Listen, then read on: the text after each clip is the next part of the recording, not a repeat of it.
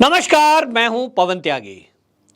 मोदी सरकार ने मदरसों को लेकर बड़ा फैसला किया है और उन्होंने फैसला किया है कि मदरसों में पढ़ने वाले विद्यार्थियों को जो 1,000 रुपए स्कॉलरशिप मिलता था केंद्र की तरफ से और उसमें राज्य अलग से देता था, अब केंद्र का हिस्सा जो है वो अपने हिस्से की स्कॉलरशिप का पैसा जो कि 1,000 रुपए प्रति विद्यार्थी होता है वो अब नहीं देंगे, क्योंकि सरकार ने यह कहा है कि कक्षा 1 से लेकर कक्षा 8 तक पूरे देश के अंदर शिक्षा फ्री है और उस फ्री के साथ उनको दोपहर का भोजन, पुस्तकें, यूनिफॉर्म ये सब फ्री मिलता है।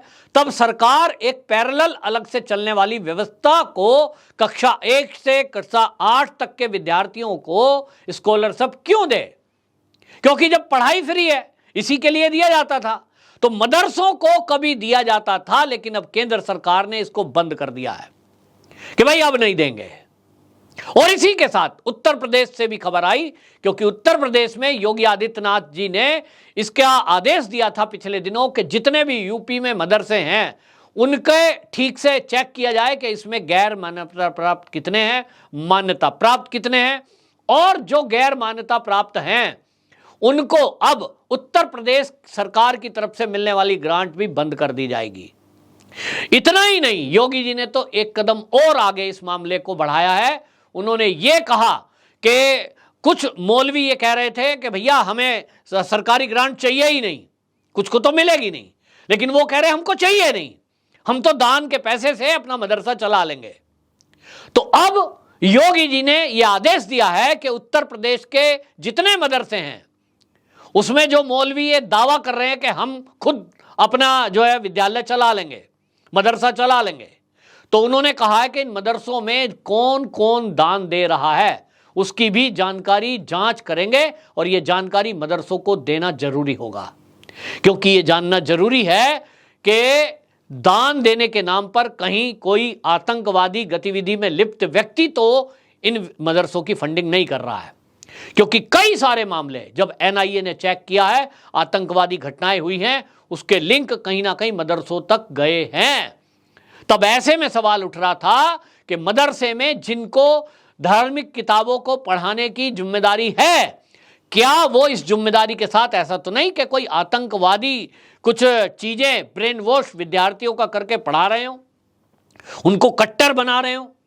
और इसलिए यह सवाल उठा था। ये बिहार के एनआईए फुलवारी शरीफ का जो कांड हुआ था वहां से चीजें आई थी, लेकिन अब उत्तर प्रदेश के भी कई मदरसों में इस तरह की चीजें सामने आई तो योगी जी ने यह आदेश दिया है। अब इसका मतलब बिल्कुल साफ है, ये असम में भी लागू हो चुका है, वहां भी हेमंत बिस्वा शर्मा जी ने जांच के आदेश दिए। अब यह उत्तराखंड में भी होने जा रहा है, क्योंकि बड़ी तेजी के साथ जो चाइना बॉर्डर है उसके आसपास के जो गांव हैं वहां एक्टिविटी बढ़ी है। कहीं दिमाग में शंका आती है, आप यदि देखेंगे तो आप देखिए उत्तराखंड बॉर्डर एरिया, वहां आपको ये एक्टिविटी दिखाई देगी। यूपी का बॉर्डर एरिया जो नेपाल से लगता है, वहां मदरसे और मस्जिदों की बाढ़ आई हुई है। इसी तरह आप बिहार चले जाइए, वहां का बॉर्डर एरिया आप देख लीजिए, जो बॉर्डर के जिले हैं वहां भी इसी तरह मदरसों की आपको बाढ़ दिखाई देगी। आप आगे पश्चिम बंगाल आ जाइए, असम आ जाइए, यहां सब जगह बॉर्डर एरिया में ऐसा मिलेगा। आखिरकार मदरसों में पढ़ने वाले विद्यार्थी, हेमंत बिस्वा शर्मा तो सवाल कर रहे हैं कि भाई मैं तो कंप्यूटर पढ़ाना चाहता हूं कि मदरसे में पढ़ने वाला बच्चा कंप्यूटर पढ़े, डॉक्टर बने, इंजीनियर बने।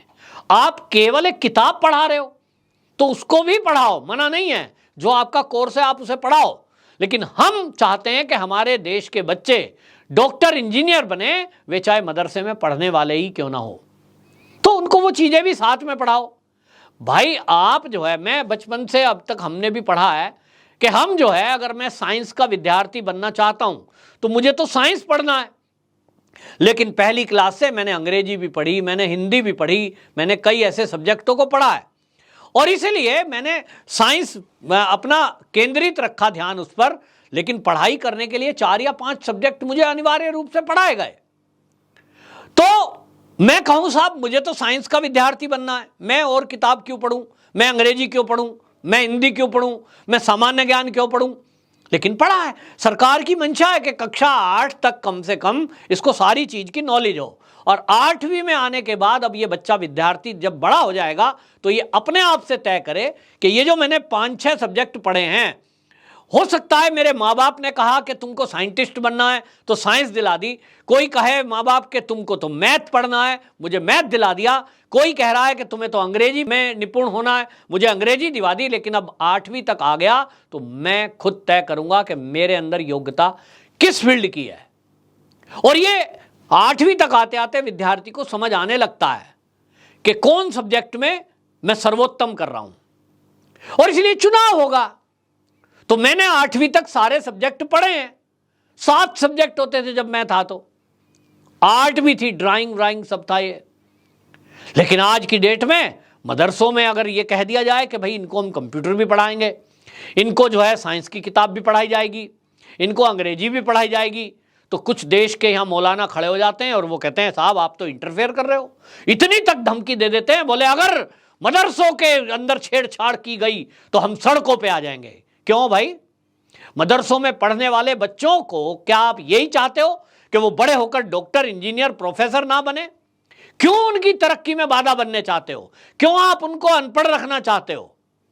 आप क्यों एक अपना ज्ञान है उसके अलावा दूसरा ज्ञान लेने क्यों नहीं देते? क्या डर है आपको? खतरा है कि यदि वो बच्चा साइंटिस्ट बन जाएगा, डॉक्टर बन जाएगा, कुछ अंग्रेजी जान लेगा, कुछ कंप्यूटर जान लेगा, तो कहीं वो आपकी कट्टरपंथी जो सोच है, आप जो उस बच्चे के दिमाग में डालना चाहते हो, देश विरोधी बातें, धर्म विरोधी बातें, कहीं ऐसा तो नहीं आपको डर लग रहा है कि अगर वो पढ़ गया, जान गया, गूगल चलाना जान गया, तो कहीं वो आपके हाथ से ना निकल जाए?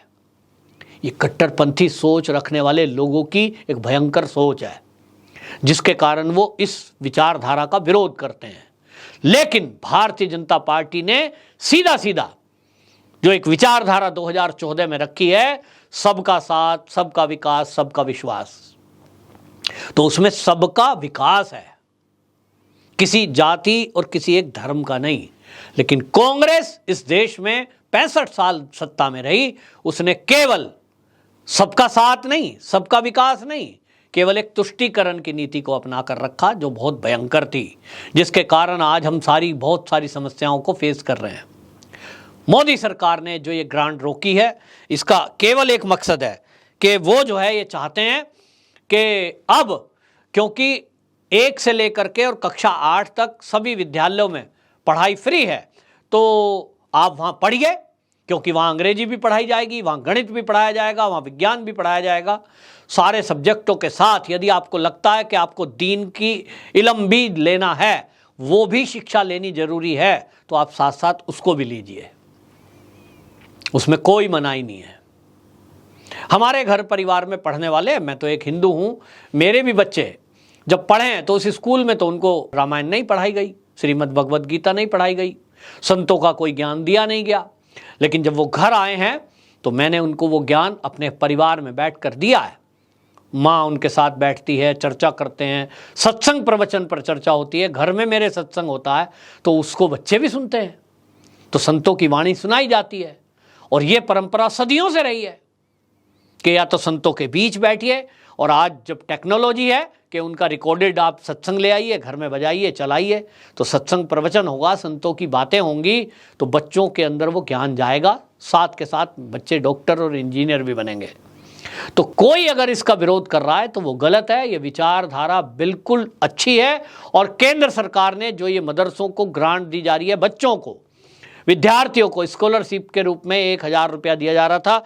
आपको बता दें अभी तक लगभग जो है 6 लाख ऐसे बच्चे थे जिनको केंद्र सरकार की तरफ से ये दिया जा रहा था। राज्यों की सरकार भी इसको देती हैं, तो वो ग्रांट अब योगी जी ने देना बंद कर दिया है और फैसला केंद्र ने भी किया है। कुल मिलाकर के अब पूरे देश के अंदर केंद्र को ये भी आदेश देना चाहिए कि जितने मदरसों में दान आ रहा है, उस दान के सोर्स का भी पता लगाएं, ताकि कोई गलत एक्टिविटी करने वाला व्यक्ति उन मदरसों में पढ़ने वाले विद्यार्थियों का दुरुपयोग ना कर पाए। क्योंकि होता यह है कि जब कोई दान देता है, मान लीजिए किसी ने 1 करोड़ रुपया किसी मदरसे को दान दे दिया, अब वहाँ जो बाकी कमेटी के लोग हैं वो उसके दबाव में आ जाते हैं। वो कहेगा भाई मुझे 10 मिनट भाषण देना है, आप महीने में एक बार मेरा भाषण कराओ तो मैं 1 करोड़ रुपए दान दूंगा। कोई भी मान लेगा, हाँ हाँ आओ भाई, तुम डेली एक भाषण दे दो अपना, 1 करोड़ आ रहा है ना। तो 1 करोड़ के लेने के एवज में ब्रेन वॉश करने के लिए कोई उनका बच्चों का और उन मौलवियों का जो पढ़ा रहे हैं उनका जो है दुरुपयोग करने लगे, ये तो गलत हो गया। जाने अनजाने में कहीं ना कहीं बच्चे फंस जाते हैं। तो इन चीजों को दूर करने के लिए केंद्र सरकार का ये प्रयास बहुत बढ़िया है, लेकिन हां, देश की जनता इस बारे में क्या सोचती है वो जरूर कमेंट बॉक्स में आप बताएं। वंदे मातरम।